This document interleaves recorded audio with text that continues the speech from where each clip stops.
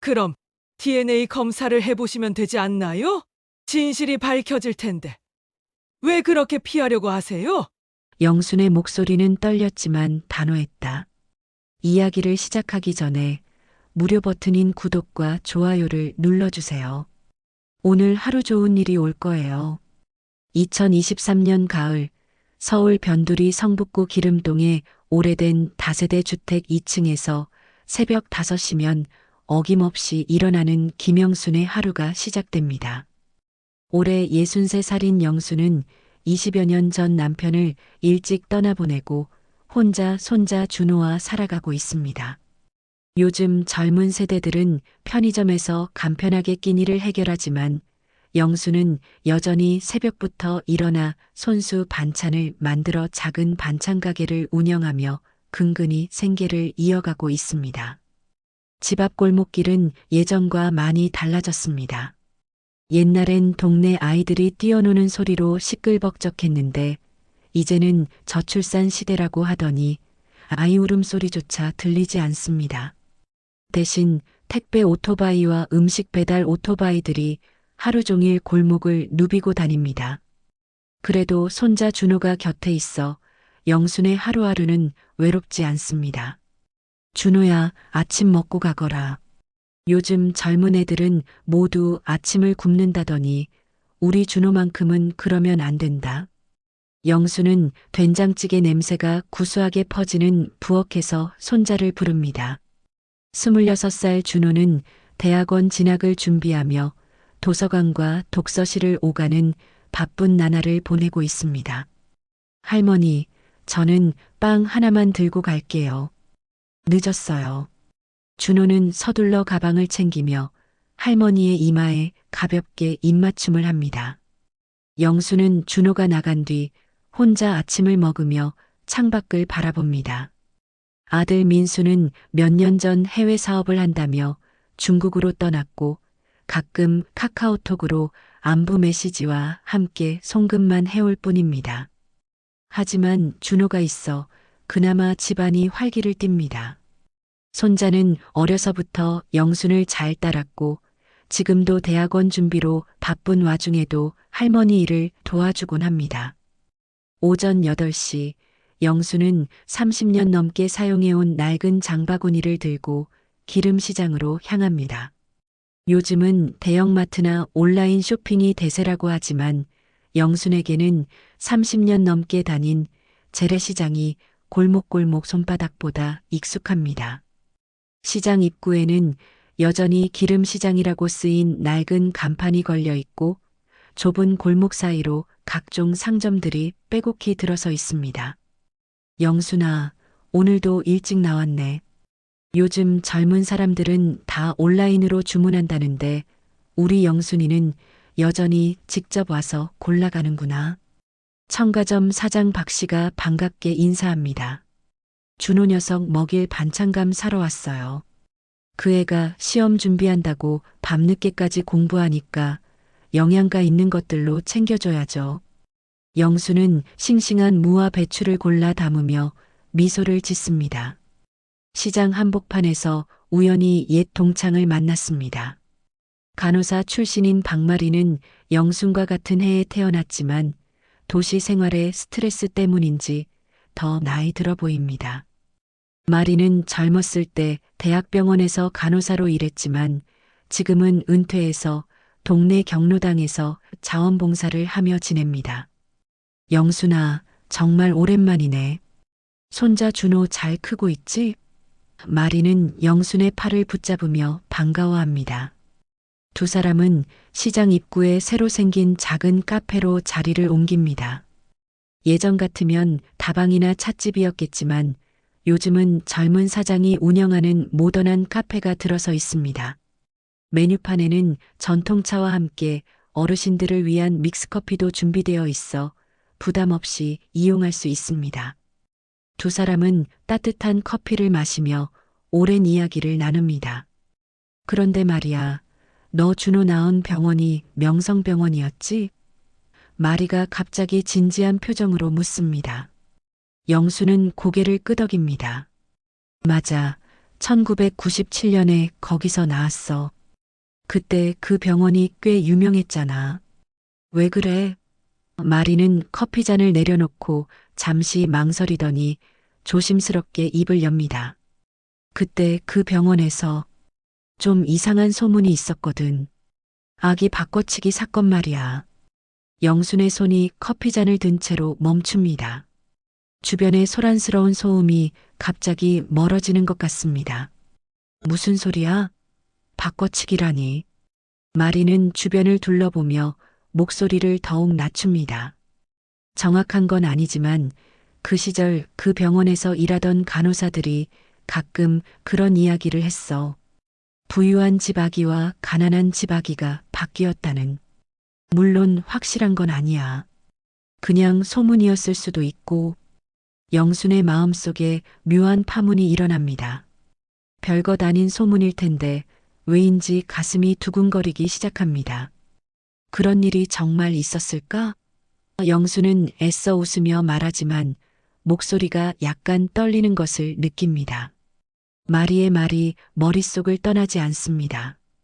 집으로 돌아가는 길, 평소보다 발걸음이 무겁게 느껴집니다. 저녁 무렵 준호가 돌아와 함께 저녁을 먹으며 하루 일과를 나눕니다. 할머니, 오늘 도서관에서 친구들이랑 공부했는데 다들 할머니 손맛을 그리워하더라고요.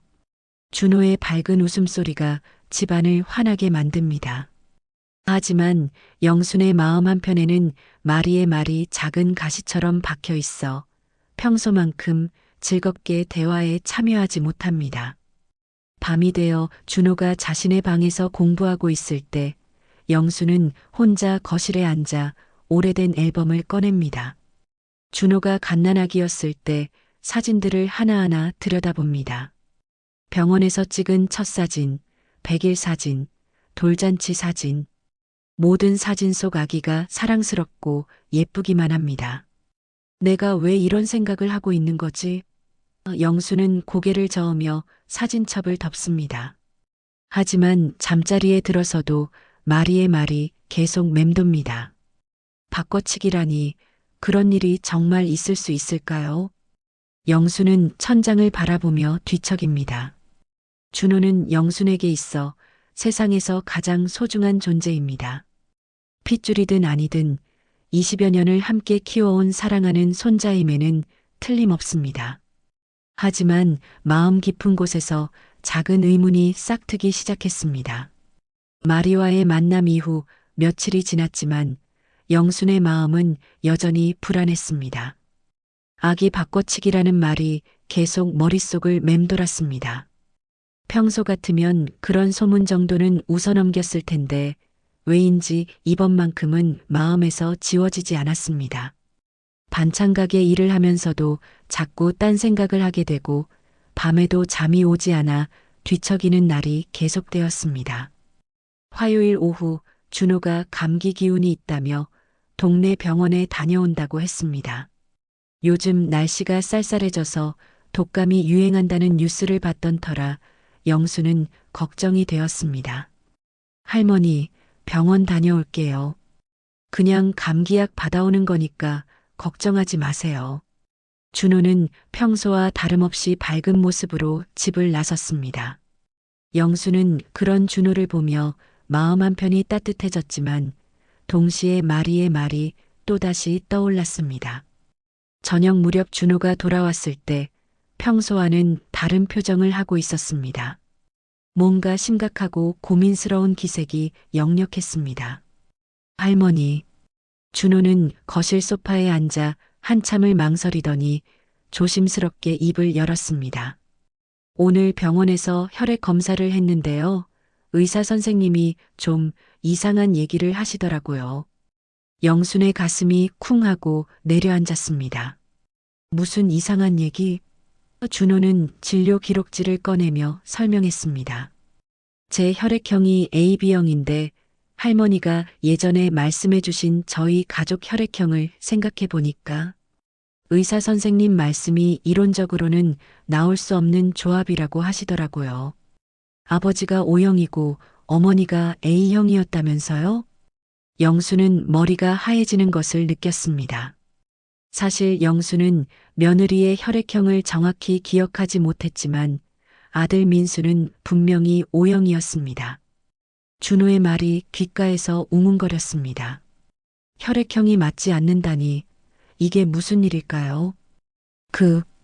그럴 리가 없어. 할머니가 기억을 잘못한 거 아닐까? 영수는 떨리는 목소리로 말했지만 마음속으로는 마리의 말이 사실일지도 모른다는 생각이 들었습니다. 할머니도 그렇게 생각하세요? 저도 처음엔 그냥 제가 잘못 들었나 싶었어요. 하지만 의사 선생님이 2번, 3번 확인해 보시더라고요. 준호는 진료 기록을 다시 보며 말했습니다. 의사 선생님이 혹시 가족력에 대해 정확히 아시냐고 물어보시더라고요. 입양이거나 그런 특별한 사정이 있을 수도 있다면서요. 영수는 가슴이 두근거렸습니다. 입양이라는 말을 들으니 마리가 했던 바꿔치기 이야기가 더욱 생생하게 떠올랐습니다. 준호야, 그런 말 하지 마라. 내가 우리 핏줄이 아니라는 소리 같잖아. 하지만 영순의 목소리에는 확신이 없었습니다. 그날 밤 영수는 잠들지 못하고 천장만 바라봤습니다. 준호는 일찍 방으로 들어가 있었지만 평소보다 조용했습니다. 아마 준호도 마음이 불편했을 것입니다. 영수는 침대에서 일어나 서랍 깊숙이 보관해둔 오래된 상자를 꺼냈습니다. 그 안에는 준호가 태어났을 때의 모든 기록들이 들어 있었습니다. 출생신고서, 병원에서 받은 각종 서류들, 그리고 1997년 5월 14일에 찍었던 사진들까지. 당시 아들 민수가 일회용 카메라로 찍어준 사진들이었습니다. 영수는 하나하나 꺼내며 자세히 들여다봤습니다. 사진 속 갓난아기는 눈이 크고 코가 오뚝했는데 어쩐지 지금의 준호와는 조금 다른 느낌이었습니다. 물론 갓난아기 때와 성인이 된 지금의 모습이 다를 수는 있지만 왠지 모르게 위화감이 들었습니다. 영수는 준호가 어렸을 때를 떠올려 봤습니다. 다른 집 아이들은 부모나 조부모를 닮았다는 소리를 자주 들었는데 준호는 그런 말을 들어본 적이 없었습니다. 오히려 참 독특하게 생겼네라는 말을 더 자주 들었습니다. 준호가 어렸을 때 자주 할머니, 저는 왜 아빠랑 안 닮았어요? 라고 물어봤던 기억이 났습니다. 그때마다 영수는 내가 할머니를 더 많이 닮았나 보다라고 대답했었는데 사실 준호는 영순과도 그리 닮지 않았습니다. 오히려 완전히 다른 사람 같다는 생각을 가끔 했었지만 그런 생각을 억지로 지워왔었습니다. 다음 날 아침 영수는 평소보다 일찍 일어나 준호의 아침을 차렸습니다. 하지만 둘 다 어색한 기운이 흘렀습니다. 준호는 할머니, 어제 그 얘기는 그냥 잊어버려요. 의사 말대로 예외적인 경우일 수도 있잖아요 라고 말했지만 목소리에 확신은 없었습니다. 영수는 준호가 나간 후 혼자 집에 앉아 계속 생각했습니다. 만약 정말로 아기가 바뀐 것이라면 어떻게 해야 할까요? 20여 년 동안 키워온 준호는 어떻게 되는 것일까요? 그리고 진짜 손자는 어디서 어떻게 살고 있을까요? 상상만 해도 머리가 복잡했습니다. 오후에 반찬 가게에서 일을 하던 중 단골 손님인 김씨 아주머니가 들렀습니다. 영순아, 요즘 얼굴이 안 좋은데 무슨 일 있어? 영수는 괜찮다고 대답했지만 마음은 무겁기만 했습니다. 김씨 아주머니는 나이 들면 건강이 제일이야. 스트레스 받지 말고라고 걱정해줬습니다. 그날 저녁 준호가 도서관에서 늦게 돌아왔습니다. 평소보다 더 조용했고 저녁을 먹으면서도 말이 별로 없었습니다. 할머니, 저 한 가지 더 궁금한 게 있어요. 준호가 조심스럽게 말했습니다. 제가 어렸을 때 자주 아팠던 알레르기나 아토피가 정말 유전인지 의사 선생님께 물어봤는데 가족력이 없다면 환경적 요인일 가능성이 높다고 하시더라고요. 영수는 숨이 막혔습니다. 준호는 어릴 때부터 알레르기가 심했고 아토피로도 고생했었는데 영순의 가족이나 아들 민수 쪽 가족 중에서는 그런 병력이 없었습니다. 당시에는 그저 체질이 약해서 그런 줄 알았는데 지금 생각해보니 이상했습니다. 준호야. 영수는 떨리는 목소리로 말했습니다. 할머니가 한 가지 확인해 봐야 할 일이 있어. 며칠만 시간을 줄 수 있겠니? 준호는 고개를 끄덕였습니다. 네, 할머니. 저도 궁금해요. 진실이 뭔지 알고 싶어요. 그날 밤 영수는 결심했습니다. 마리에게 다시 연락해서 당시 명성병원에 대한 더 자세한 정보를 알아봐야겠다고 생각했습니다. 만약 정말로 아기가 바뀐 것이라면 진실을 밝혀야 했습니다. 준호를 위해서라도, 그리고 어딘가에 있을지 모르는 진짜 손자를 위해서라도 말입니다. 다음 날 아침 영수는 마리에게 전화를 걸었습니다. 밤새 고민한 끝에 내린 결론이었습니다. 마리야, 어제 우리가 했던 얘기 말인데 좀 더 자세히 알 수 있을까? 전화 너머로 마리의 놀란 목소리가 들렸습니다. 영순아, 설마 그 얘기를 진짜로 받아들이는 건 아니지? 하지만 영순의 목소리에 담긴 절박함을 느꼈는지 마리는 곧 진지해졌습니다. 사실 그때 명성병원에서 일했던 간호사 중에 아직 연락이 되는 사람이 있어. 정년 퇴직하고 지금은 요양원에서 자원봉사를 하고 있는데 한번 만나볼까? 마리의 제안에 영수는 망설였습니다. 정말로 이 길을 가야 하는 것일까요? 하지만 준호의 혈액형 이야기를 떠올리니 더 이상 외면할 수가 없었습니다. 오후에 영순과 마리는 성북구에 있는 한 요양원에서 만났습니다. 그곳에서 자원봉사를 하고 있는 이순자라는 분이 바로 당시 명성병원에서 근무했던 간호사였습니다. 68살의 순자는 영순보다 5살 많았지만 또렷한 눈빛으로 당시를 기억하고 있었습니다. 1997년 5월이라고 하셨죠? 그때가 참 혼란스러웠던 시기였어요. 순자는 요양원 휴게실에서 차를 마시며 천천히 입을 열었습니다. 명성병원이 그의 말에 문을 닫게 되면서 여러 가지 문제들이 터져 나왔거든요. 그 중에서도 가장 심각했던 게 순자는 잠시 말을 멈추고 주변을 살펴봤습니다. 아기 바꿔치기 사건이었어요. 처음에는 단순한 실수인 줄 알았는데 나중에 알고 보니 의도적이었다는 소문이 돌았죠. 영순의 심장이 쿵쾅거렸습니다. 의도적이라니요? 순자는 고개를 끄덕였습니다. 부유한 집안의 요청으로 집안 체면을 위해서 그런 일이 벌어졌다는 얘기였어요. 물론 확실한 증거는 없었지만요. 순자는 계속해서 설명했습니다.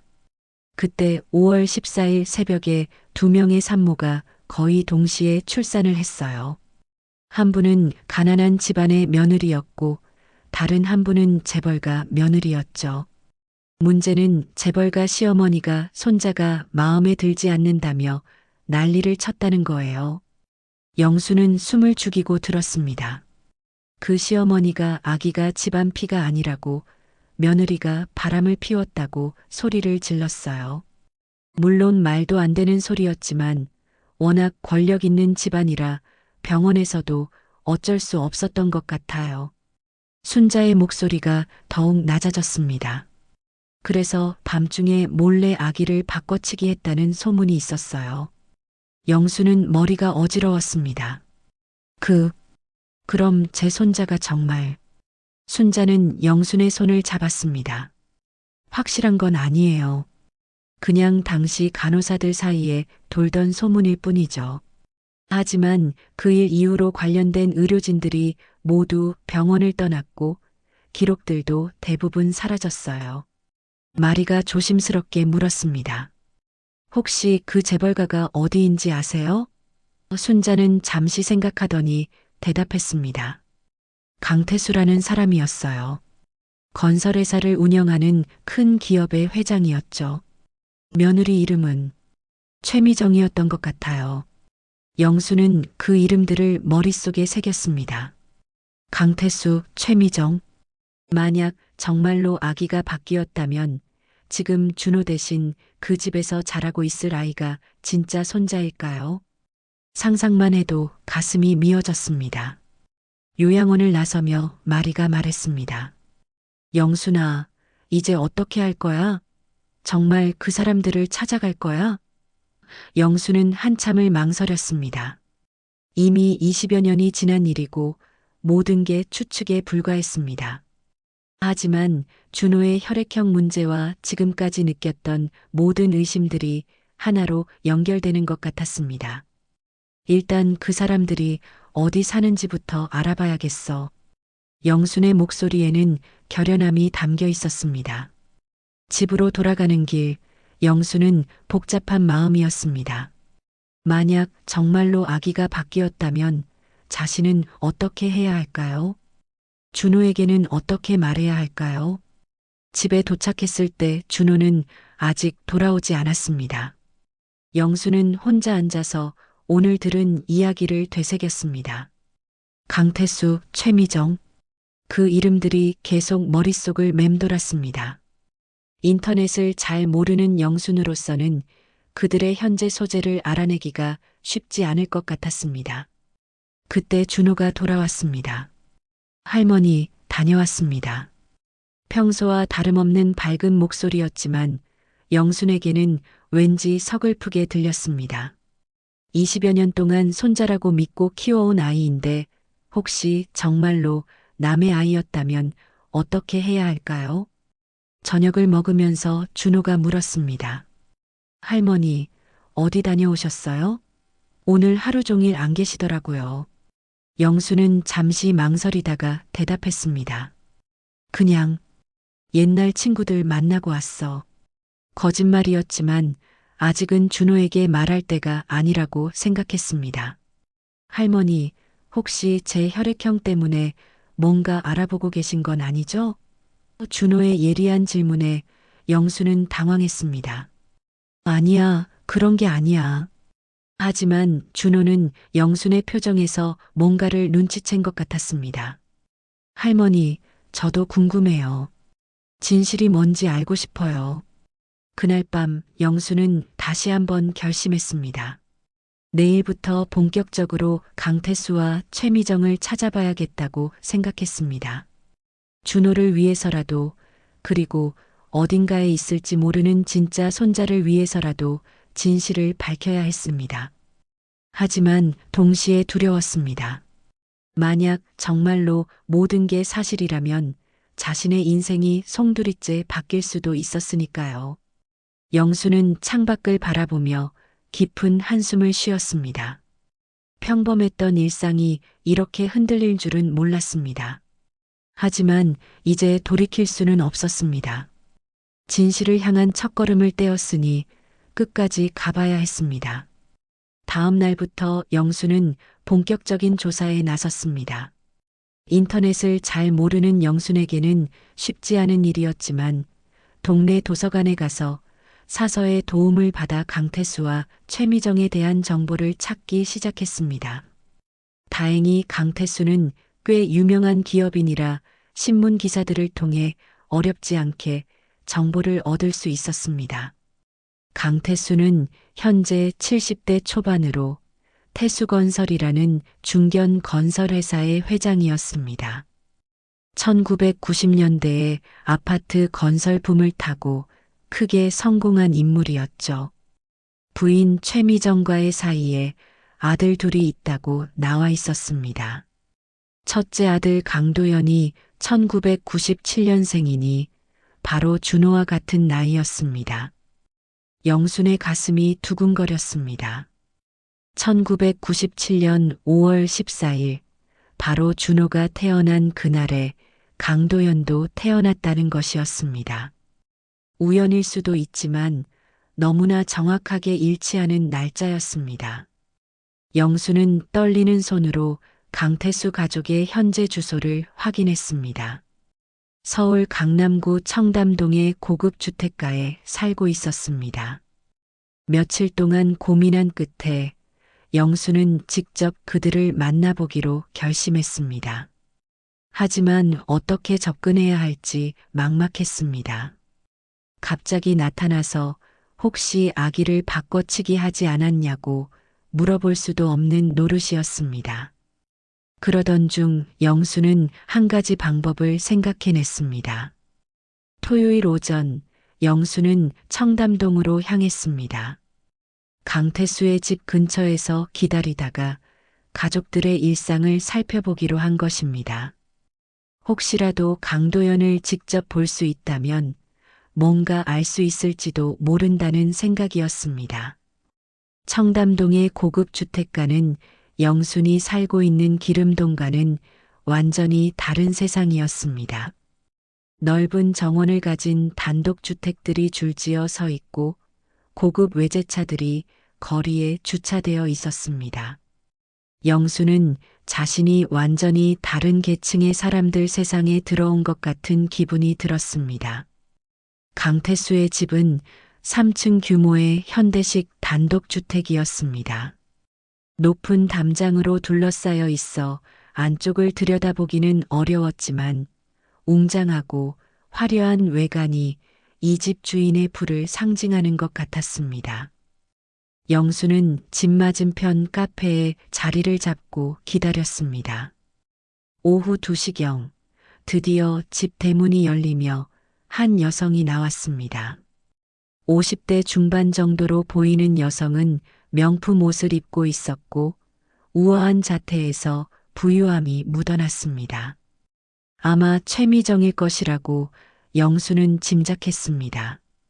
그런데 그 뒤로 한 젊은 남성이 따라 나왔습니다. 영순의 숨이 멎을 것 같았습니다. 그 젊은 남성의 얼굴을 보는 순간 영수는 확신했습니다. 그 얼굴은 젊은 시절 남편 김철수와 너무나 닮아 있었습니다.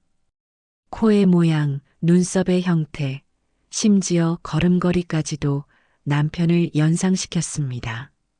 반면 지금까지 손자라고 믿고 키워온 준호는 이런 특징들이 전혀 없었습니다.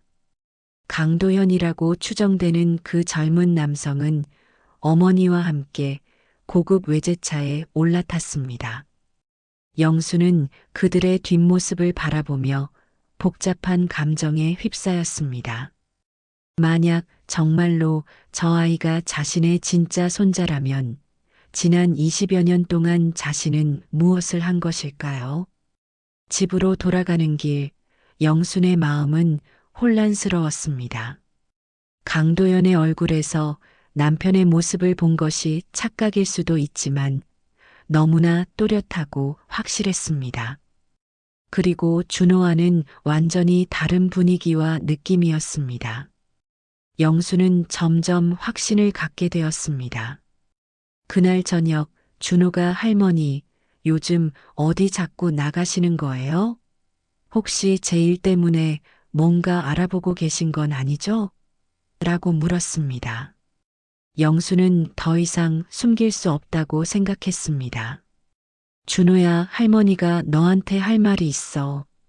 영수는 지난 며칠 동안 있었던 일들을 준호에게 차근차근 설명했습니다. 마리와의 만남, 순자에게서 들은 이야기, 그리고 오늘 강도연을 본 일까지. 준호는 처음에는 믿을 수 없다는 표정이었지만 점차 진지해졌습니다. 할머니, 그럼 정말로 제가... 준호의 목소리가 떨렸습니다. 아직 확실한 건 아니야. 하지만 가능성이 높아 보여. 영순도 목소리가 갈라졌습니다. 준호야, 할머니가 너를 20여 년 동안 키웠잖아. 피가 섞이지 않았다고 해서 사랑이 변하는 건 아니야. 준호는 한동안 말없이 있다가 조용히 말했습니다. 할머니, 저도 사실 가끔 의문이 들었어요. 왜 가족들과 이렇게 안 닮았는지, 왜 성격도 취향도 이렇게 다른지. 이제야 이유를 알 것 같아요. 준호의 눈에 눈물이 맺혔습니다. 그럼 이제 어떻게 하실 거예요? 그 사람들에게 진실을 말할 건가요? 준호의 질문에 영수는 망설였습니다. 사실 그것이 가장 어려운 문제였습니다. 어떻게 부유한 재벌가에 가서 당신들 아들이 바뀌었다고 말할 수 있을까요? 일단은 더 확실한 증거를 찾아봐야겠어. 그리고 영수는 잠시 망설이다가 말했습니다. 그들에게 직접 말해야 할 것 같아. 진실을 알 권리가 있잖아. 준호는 고개를 끄덕였습니다. 저도 도와드릴게요, 할머니.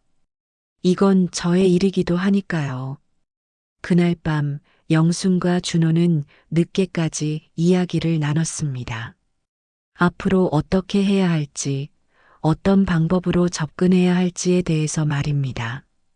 쉽지 않은 길이 될 것이라는 걸 둘 다 알고 있었습니다. 하지만 진실을 찾기 위해서는 반드시 해야 할 일이었습니다. 영수는 잠자리에 들면서 생각했습니다. 내일부터는 더욱 구체적인 계획을 세워야 했습니다. 어떻게 강태수 가족에게 접근할 것인지, 어떻게 진실을 밝혀낼 것인지, 쉽지 않은 싸움이 될 것이라는 걸 알고 있었지만, 이제 돌이킬 수는 없었습니다. 영순이 모든 진실을 털어놓은 후, 준호는 며칠 동안 집에 제대로 들어오지 않았습니다. 도서관에서 공부한다고 나갔다가 밤늦게 돌아오거나 아예 친구 집에서 자고 오는 날이 계속되었습니다. 영수는 준호의 마음을 이해했습니다. 26해 동안 믿어왔던 자신의 정체성이 흔들리는 일이었으니까요. 할머니, 좀 혼란스러워요. 사흘 만에 제대로 집에 온 준호가 조심스럽게 말했습니다. 갑자기 제가 누구인지 모르겠어요. 지금까지 김준호라고 생각하고 살았는데 혹시 저는 강도현이어야 하는 건가요? 준호의 목소리에는 깊은 혼란과 상처가 담겨 있었습니다. 영수는 준호를 안아주고 싶었지만 어떤 말로 위로해야 할지 몰랐습니다. 준호야, 내 이름은 김준호야. 그게 변하는 건 아니야. 하지만 준호는 고개를 저었습니다. 하지만 제 진짜 가족은 다른 곳에 있을지도 모르잖아요. 그럼 지금까지 제가 살아온 삶은 뭐예요? 준호의 내적 갈등은 날이 갈수록 깊어졌습니다.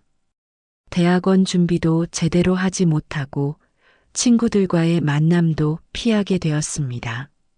할머니, 저는 정말 김씨 집안 사람이 아닌 건가요? 그럼 아버지도 진짜 아버지가 아니고 할머니도. 준호는 말을 잇지 못했습니다. 준호야, 피가 섞였든 안 섞였든 너는 내 손자야. 그건 절대 변하지 않아. 영순이 단호하게 말했지만 준호의 혼란은 쉽게 가라앉지 않았습니다. 하지만 할머니, 진짜 손자는 따로 있잖아요. 그 사람이 할머니의 진짜 가족이고 저는 그냥. 그런 준호를 지켜보는 영순의 마음도 무너져 내렸습니다. 진실을 찾겠다고 시작한 일이 오히려 준호에게 상처를 주고 있었습니다. 하지만 이미 시작된 일을 중단할 수는 없었습니다. 어딘가에는 진짜 손자가 있을 테니까요. 한편 영순의 수소문이 점점 강태수 가족에게 알려지기 시작했습니다. 영순이 청담동 근처에서 그들을 지켜보고 다닌다는 소식이 강태수의 귀에 들어간 것입니다. 강태수는 즉시 사람을 보내 영순을 조사하게 했고 곧 영순의 정체와 목적을 파악했습니다. 목요일 저녁 영순이 반찬가게 문을 닫고 집으로 돌아가려는데 검은색 승용차 한 대가 앞을 막아섰습니다. 차에서 내린 정장 차림의 남성이 영순에게 다가왔습니다. 김영순 씨죠? 저희 회장님이 뵙고 싶어 하십니다. 영수는 가슴이 두근거렸지만 당당하게 대답했습니다. 강태수 회장 말씀이시죠? 저도 할 말이 있습니다. 남성은 차갑게 웃으며 말했습니다. 회장님께서 말씀하시길 이상한 망상에 빠져서 우리 가족을 괴롭히지 말라고 하시더군요. 망상이 아닙니다. 1997년 5월 14일 명성병원에서 무슨 일이 있었는지 저는 알고 있어요. 영순의 목소리는 떨렸지만 단호했습니다. 남성의 표정이 굳어졌습니다. 김영순 씨, 함부로 말하지 마세요. 증거도 없는 일로 명예훼손을 당할 수도 있습니다. 그럼 DNA 검사를 해보면 되잖아요. 진실이 밝혀질 텐데 왜 그렇게 피하려고 하세요? 영순의 말에 남성은 잠시 당황하는 기색을 보였습니다. 하지만 곧 위협적인 어조로 말했습니다. 더 이상 우리 가족에게 접근하지 마세요. 그리고 이런 터무니없는 소리도 그만두시고요. 남성은 차에 올라타기 전에 마지막으로 말했습니다. 참고로 김영순 씨 손자분이 다니는 대학 도서관이죠? 그리고 반찬가게 임대료도 곧 오를 예정이라고 들었는데 노골적인 협박이었습니다. 영수는 분노가 치밀어 올랐지만 동시에 두려웠습니다. 집으로 돌아와 준호에게 그날 있었던 일을 말했을 때 준호는 크게 동요했습니다. 할머니, 이제 그만해요. 너무 위험해요.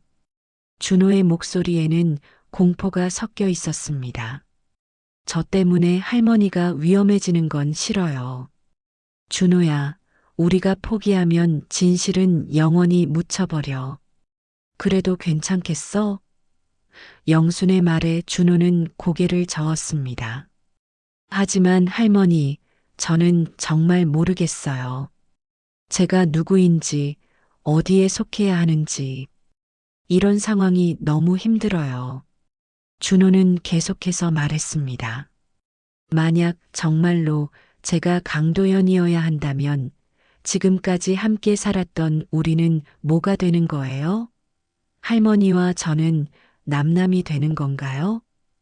준호의 눈에서 눈물이 흘러내렸습니다. 영수는 준호를 꼭 안아주었습니다. 준호야, 절대 그런 일은 없을 거야. 피가 섞이지 않았어도 우리는 가족이야. 하지만 진실은 알아야 해. 내 진짜 정체성을 찾아주고 싶어. 그날 밤 뜻밖의 소식이 들려왔습니다. 순자 할머니에게서 전화가 온 것입니다. 영순 씨, 큰일 났어요. 한태식 원장이 갑자기 돌아가셨어요. 순자의 목소리는 떨리고 있었습니다. 요양원에서 자연사라고 하는데 타이밍이 너무 이상해요. 영수는 등골이 오싹했습니다. 유일한 증인이 사라진 것입니다. 혹시 다른 증거나 기록은 없을까요? 순자는 한참을 생각하더니 말했습니다. 사실 제가 가지고 있는 게 하나 있어요. 당시 간호일지 복사본이요. 하지만 이것도 위험할 수 있어요. 영수는 결심했습니다. 순자 선생님, 그 일지를 제게 주세요. 제가 책임질게요. 하지만 순자는 망설였습니다. 영순 씨, 이 일은 우리가 생각하는 것보다 훨씬 위험할 수도 있어요. 정말 계속하실 건가요? 영수는 준호를 바라봤습니다. 준호는 여전히 혼란스러워했지만 고개를 끄덕였습니다. 할머니, 저도 진실이 알고 싶어요. 힘들지만 끝까지 가봐요. 준호의 말에 영수는 힘을 얻었습니다. 네, 계속할게요. 이제 돌이킬 수 없어요. 영순의 목소리에는 흔들리지 않는 의지가 담겨 있었습니다. 하지만 마음 한편으로는 앞으로 더 큰 시련이 기다리고 있을 것이라는 불안감이 엄습했습니다. 과연 이 싸움에서 이길 수 있을까요? 다음 날 아침 영수는 순자를 만나러 갔습니다. 하지만 순자의 집에 도착했을 때 충격적인 소식을 들었습니다. 순자가 밤중에 갑작스럽게 쓰러져 병원에 실려갔다는 것이었습니다. 순자의 딸이 눈물을 흘리며 말했습니다. 어머니가 갑자기 심장마비로 쓰러지셨어요. 다행히 생명은 건졌지만 아직 의식이 없어요. 영수는 머리가 하얘졌습니다. 한태식 원장에 이어 순자까지. 이게 과연 우연일까요? 영수는 순자의 딸에게 조심스럽게 물었습니다. 혹시 어머님이 보관하고 계시던 오래된 서류 같은 건 없나요? 하지만 딸은 고개를 저었습니다. 집을 뒤져봤는데 그런 건 없더라고요. 아마 어머니가 어디 따로 보관해 두셨나 봐요. 영수는 절망감에 빠졌습니다. 마지막 증거마저 사라진 것 같았습니다. 집으로 돌아가는 길, 영수는 무력감을 느꼈습니다. 강태수 같은 권력 있는 사람들 앞에서 자신은 너무나 약한 존재였습니다. 그날 오후 더 큰 충격이 기다리고 있었습니다. 집주인이 찾아와서 갑작스럽게 임대료를 2배로 올린다고 통보한 것입니다. 영순 씨, 미안하지만 다음 달부터 월세가 100만 원으로 오를 예정이에요. 현재 월세의 2배가 넘는 금액이었습니다. 사장님, 갑자기 왜 그러세요? 지금까지 성실히 월세 냈잖아요. 영수는 당황해서 물었습니다. 집주인은 미안해하는 기색을 보이며 말했습니다. 저도 어쩔 수 없어요. 위에서 그렇게 하라고 해서. 영수는 이것이 강태수의 압박이라는 걸 직감했습니다. 반찬 가게도 마찬가지였습니다. 시장 상인회에서 갑자기 영순에게 가게 운영에 문제가 있다며 시정 명령을 내렸습니다. 영순 씨, 위생 문제가 제기됐어요. 당분간 영업을 중단하셔야겠어요. 20여 년 동안 성실히 운영해온 가게가 하루아침에 문을 닫게 될 위기에 처했습니다. 준호가 학교에서 돌아와 이 소식을 들었을 때 분노에 찬 표정을 지었습니다. 할머니, 이건 너무해요. 어떻게 이럴 수 있어요? 하지만 영수는 오히려 침착했습니다. 준호야, 이렇게 나온다는 건 우리가 진실에 가까워졌다는 뜻이야. 하지만 할머니, 이러다가 우리가 더 큰 피해를 당할 수도 있어요. 준호의 걱정은 현실적이었습니다. 강태수는 분명 더 큰 압박을 가해올 것이었습니다. 할머니, 제발 이제 그만해요. 저는 그냥 김준호로 살고 싶어요. 영수는 준호의 말을 듣고 한참을 생각했습니다. 정말로 이 싸움을 계속해야 할까요?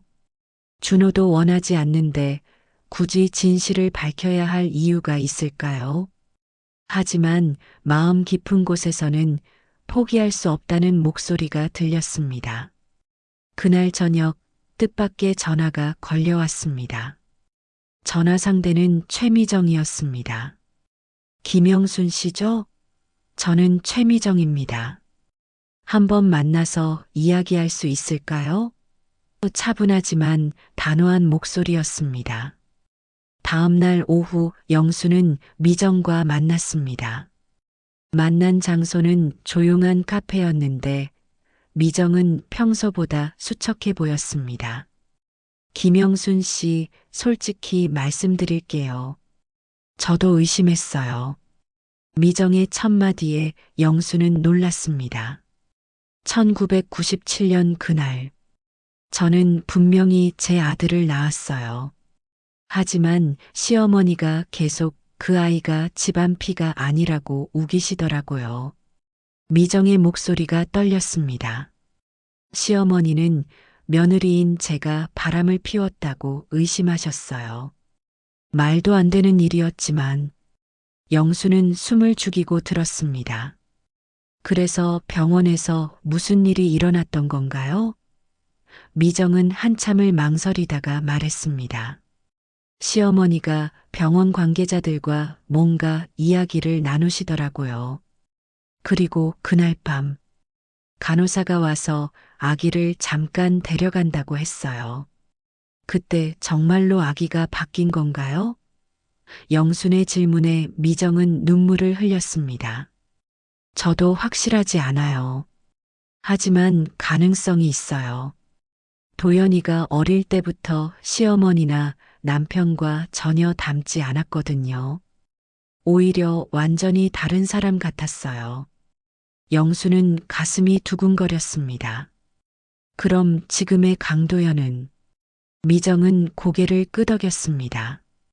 어쩌면 김영순 씨의 진짜 손자일지도 몰라요. 그리고 김영순 씨가 키우신 준호가 제 진짜 아들일 수도 있고요. 그럼 왜 지금까지 가만히 계셨어요? 영순의 물음에 미정은 씁쓸하게 웃었습니다. 시어머니가 돌아가시고 나서야 이런 얘기를 할 수 있게 됐어요. 그분이 살아계실 때는 상상도 못했죠. 미정은 잠시 멈췄다가 계속했습니다. 하지만 남편은 절대 인정하려 하지 않아요. 회사 이미지와 가문의 체면 때문에요. 영수는 미정의 말에서 희망을 발견했습니다. 그럼 DNA 검사를 해보시겠어요? 미정은 고개를 끄덕였습니다. 사실 저도 궁금해요. 도연이가 정말 제 아들인지. 하지만 곧 걱정스러운 표정을 지었습니다. 문제는 남편이에요. 절대 허락하지 않을 거예요. 그럼 몰래라도 해봐야죠. 영순의 말에 미정은 망설였습니다. 너무 위험해요. 남편이 알면 어떤 일이 일어날지 몰라요. 하지만 영수는 포기하지 않았습니다. 20여 년 동안 잘못 살아온 거라면 이제라도 바로잡아야 하지 않을까요? 미정은 한참을 고민하더니 조심스럽게 말했습니다. 일단 도연이한테는 말하지 말아요. 그 아이도 혼란스러워할 거예요. 영수는 고개를 끄덕였습니다. 물론이죠. 확실해지기 전까지는 아무에게도 말하지 않을게요.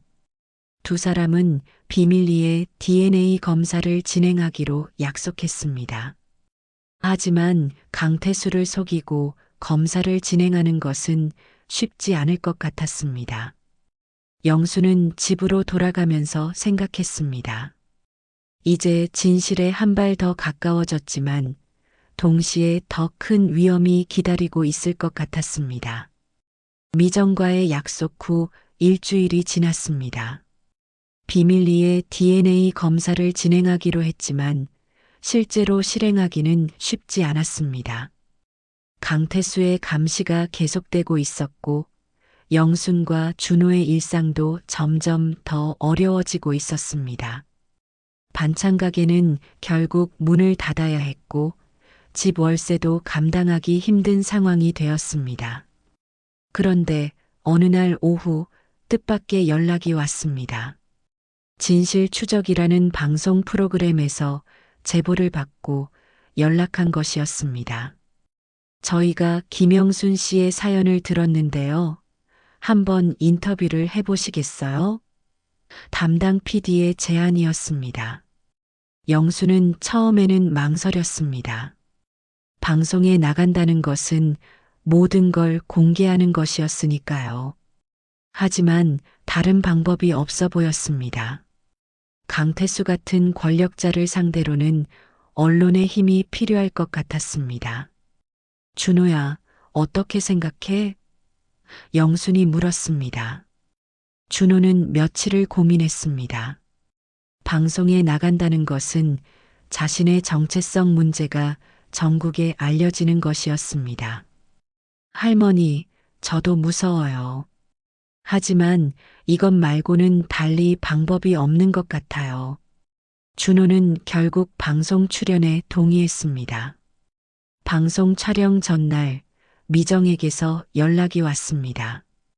김영순 씨, 남편이 뭔가 낌새를 챘어요. 어제부터 저를 감시하고 있는 것 같아요. 미정의 목소리에는 두려움이 가득했습니다. 혹시 방송 이야기는 남편 귀에 들어가지 않았을까요? 영수는 가슴이 덜컥 내려앉았습니다. 만약 강태수가 방송 출연 계획을 안다면 분명히 방해 공작을 펼칠 것이었습니다. 미정 씨, 조심하세요. 혹시 모르니까 며칠 동안은 연락을 피해요. 영수는 미정의 안전이 걱정되었습니다. 방송 촬영 당일 스튜디오에는 영순과 준호, 그리고 뜻밖에도 미정과 강도연이 나와 있었습니다. 강태수는 끝까지 참석을 거부했지만 미정이 강도연을 설득해서 함께 온 것이었습니다. 어머니, 정말 저의 정체성을 확인할 수 있는 건가요? 강도연의 목소리에는 혼란이 담겨 있었습니다. 사회자가 상황을 설명하기 시작했습니다. 1997년 명성병원에서 일어났다고 추정되는 신생아 바꿔치기 사건. 과연 진실은 무엇일까요? 카메라가 네 사람을 번갈아 비추었습니다. 긴장감이 스튜디오를 가득 메웠습니다. 영순이 먼저 자신의 이야기를 했습니다. 마리에게서 들은 소문부터 시작해서 준호의 혈액형 문제, 순자에게서 들은 증언까지 차근차근 설명했습니다. 저는 단지 진실을 알고 싶을 뿐입니다. 제 진짜 손자가 누구인지, 그리고 준호의 진짜 가족이 누구인지요. 강도연은 처음에 어리둥절했습니다. 저는 이런 얘기를 처음 들어봐요. 정말 제가 다른 집 아이일 수도 있는 건가요? 하지만 점차 진지해졌습니다. 사실 저도 가끔 의문이 들었어요. 왜 가족들과 이렇게 다른지, 왜 아버지와 전혀 닮지 않았는지. 미정은 눈물을 흘리며 말했습니다. 제가 확신할 수는 없지만 가능성이 있어요. 그날 밤 병원에서 무슨 일이 있었던 것 같아요. 미정의 고백은 스튜디오에 충격을 주었습니다. 그때 스튜디오 문이 열리며 강태수가 들어왔습니다. 얼굴이 불그락푸르락한 채로 화가 난 모습이었습니다. 당장 촬영 중단하시오. 이건 우리 가족의 명예를 훼손하는 일이오. 강태수의 등장으로 스튜디오는 순식간에 술렁거렸습니다. 회장님, 진실을 밝히는 게 왜 명예훼손인가요? 사회자가 침착하게 물었습니다. 강태수는 거칠게 대답했습니다. 이 사람들이 하는 말은 전부 거짓말이오. 증거도 없는 일로 우리 가족을 모함하고 있소. 그럼 DNA 검사를 해보시면 되지 않나요? 영순이 용기를 내어 말했습니다. 진실이 밝혀질 텐데 왜 그렇게 반대하세요? 강태수는 잠시 말문이 막혔습니다. 사회자가 제안했습니다.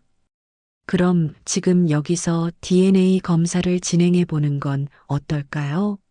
진실을 밝히는 가장 확실한 방법이죠. 스튜디오에는 긴장감이 더욱 고조되었습니다. 강태수는 필사적으로 반대했습니다. 안 된다. 이런 식으로 우리 가족의 사생활을 공개할 수는 없소. 하지만 강도연이 나섰습니다. 아버지, 저도 궁금해요. 제가 정말 아버지의 아들인지요. 도연아, 너까지 이런 말도 안 되는 일에 휘말리려고 하는 거냐? 강태수의 목소리에는 당황함이 섞여 있었습니다. 하지만 강도연은 단호했습니다. 아버지, 만약 정말 제가 다른 집 아이라면 진짜 가족을 찾아야 하는 거 아닌가요?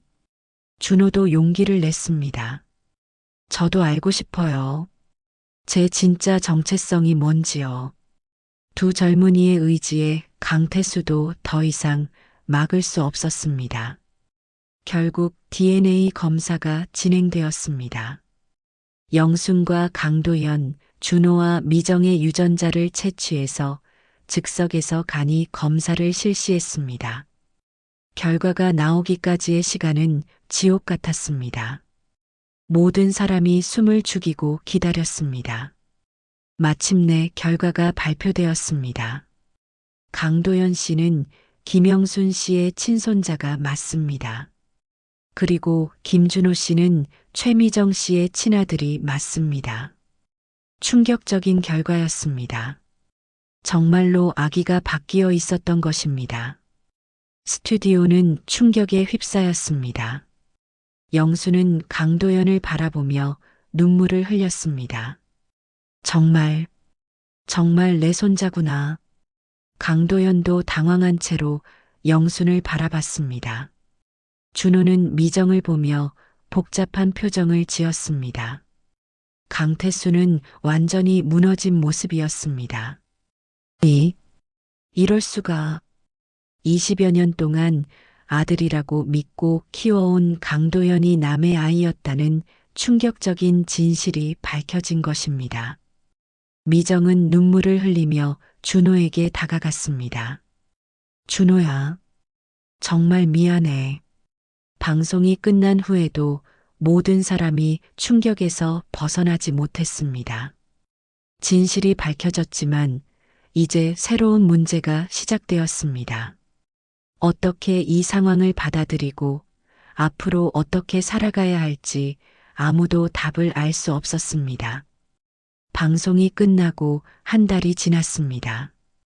충격적인 진실이 밝혀진 후 모든 사람의 삶이 크게 바뀌었습니다. 강태수는 며칠 동안 충격에서 벗어나지 못했지만 결국 현실을 받아들여야 했습니다. 20여 년 동안 아들이라고 믿고 키워온 강도연이 남의 아이였다는 사실은 그에게 큰 상처였습니다. 하지만 놀랍게도 강도연은 생각보다 담담하게 상황을 받아들였습니다. 사실 저도 어딘가에서 이상함을 느끼고 있었어요. 이제야 모든 게 설명이 되네요. 강도연은 영순을 바라보며 말했습니다. 할머니, 이렇게 부를 수 있을까요? 영순은 눈물을 흘리며 강도연을 끌어안았습니다. 물론이야. 너는 내 진짜 손자잖아. 하지만 마음 한편으로는 복잡했습니다. 20여 년 동안 키워온 준호에 대한 사랑이 변하는 것은 아니었으니까요. 준호 역시 혼란스러웠지만 점차 자신의 정체성을 받아들이기 시작했습니다. 미정은 준호에게 끊임없이 미안하다고 사과했습니다. 준호야, 어머니가 너를 지켜주지 못해서 정말 미안해. 준호는 처음에는 어색해했지만 시간이 지나면서 미정에게 마음을 열기 시작했습니다. 가장 큰 변화는 강태수에게 일어났습니다. 처음에는 강도연을 받아들이기 어려워했지만 혈연 관계가 없음에도 불구하고 20여 년 동안 함께 살아온 정이 있었습니다. 도연아, 피가 섞이지 않았다고 해서 우리가 남이 되는 건 아니야. 강태수는 결국 강도연을 여전히 아들로 생각하기로 했습니다. 한편 영순과 준호의 관계도 새롭게 정리되었습니다. 준호야, 할머니는 너를 잊을 수 없어. 비록 피가 섞이지 않았지만 너는 여전히 내 손자야. 영순의 말에 준호도 눈물을 흘렸습니다. 할머니, 저도 할머니를 떠날 수 없어요. 할머니가 저를 키워주셨잖아요. 결국 네 사람은 놀라운 결론에 도달했습니다. 서로의 입장을 바꾸는 것이 아니라 확대된 가족으로 살아가기로 한 것입니다. 강도연은 영순을 친할머니로 모시면서도 강태수 가족과의 관계도 유지하기로 했습니다. 준호 역시 미정을 친어머니로 받아들이면서도 영순과의 특별한 인연을 계속 이어가기로 했습니다. 이상한 가족이 되는 거네요. 강도연이 웃으며 말했습니다. 하지만 나쁘지 않은 것 같아요. 준호도 고개를 끄덕였습니다. 오히려 가족이 더 많아진 셈이죠. 강태수는 영순에게 정식으로 사과했습니다. 김영순 씨, 그동안 무례하게 굴어서 죄송합니다. 진실을 찾으려는 당신의 노력을 방해한 것도 미안합니다. 영수는 강태수의 사과를 받아들였습니다. 이제 다 지난 일이에요. 우리 아이들이 행복하면 그만이죠. 미정도 영순에게 깊이 감사했습니다. 영순 할머니, 준호를 이렇게 훌륭하게 키워주셔서 고맙습니다. 제가 해야 할 일을 대신해 주셨네요. 영수는 미정의 손을 잡았습니다. 우리가 함께 키운 거죠. 이제 함께 돌봐주면 되잖아요. 몇 달 후, 영순의 반찬 가게가 다시 문을 열었습니다. 강태수가 새로운 장소를 마련해주고 인테리어도 새롭게 해준 것입니다. 이제 우리 가족 식당이네요. 준호가 웃으며 말했습니다. 강도연도 주말마다 와서 영순을 도와주었습니다. 영순의 집에서는 매주 일요일마다 대가족 모임이 열렸습니다. 영순과 준호, 강도연과 강태수 부부가 함께 모여 식사를 하는 것이었습니다. 처음에는 어색했지만 시간이 지나면서 자연스러운 가족의 모습이 되었습니다. 할머니, 오늘도 맛있어요. 강도연이 영순이 만든 김치찌개를 먹으며 말했습니다. 역시 할머니 손맛이 최고예요. 준호도 옆에서 거들었습니다. 강도연이 말이 맞아요. 할머니 음식을 먹고 자란 저는 정말 복받은 거죠. 영수는 두 손자를 바라보며 흐뭇해했습니다. 비록 우여곡절이 많았지만 결국 모든 것이 제자리를 찾은 것 같았습니다. 너희들이 행복하면 할머니도 행복해. 영순의 얼굴에는 평화로운 미소가 떠올랐습니다. 강태수도 변했습니다. 영순 할머니 덕분에 가족의 진짜 의미를 알게 됐습니다. 피보다 진한 건 사랑이더군요. 그는 이제 영순을 진짜 가족처럼 대했습니다. 미정 역시 영순을 어머니처럼 따랐습니다. 어느 봄날 저녁 영순은 혼자 앉아 창밖을 바라봤습니다. 준호와 강도연은 함께 산책을 나갔고 집안은 조용했습니다. 지난 1년을 돌이켜보니 정말 많은 일이 있었습니다. 평범했던 일상이 완전히 뒤바뀌었지만 결과적으로는 더 큰 행복을 얻었습니다. 할머니, 다녀왔어요. 준호와 강도연이 함께 들어왔습니다. 두 사람은 이제 진짜 형제처럼 가까워졌습니다. 오늘 산책하면서 이야기했는데 저희가 할머니 생신 때 깜짝 파티를 열어드리기로 했어요. 강도연이 환하게 웃으며 말했습니다. 그래, 고마워. 너희들이 있어서 할머니는 정말 행복해. 영수는 두 손자를 번갈아 바라보며 말했습니다. 한 명은 피로 이어진 손자, 한 명은 사랑으로 이어진 손자. 둘 다 소중하고 사랑스러운 가족이었습니다. 그날 밤 영수는 깊이 잠들었습니다. 더 이상 의심도 불안도 없었습니다. 진실을 찾는 험난한 여정은 끝났고 이제는 평화로운 일상이 기다리고 있었습니다. 그리고 영수는 깨달았습니다. 가족이란 피의 연결보다 마음의 연결이 더 중요하다는 것을, 사랑으로 이어진 가족이야말로 진짜 가족이라는 것을. 창밖으로 따뜻한 봄바람이 불어왔습니다. 새로운 시작을 알리는 바람이었습니다. 소중한 시간을 함께 해주셔서 고맙습니다. 구독과 좋아요는 영상 제작에 큰 힘이 됩니다.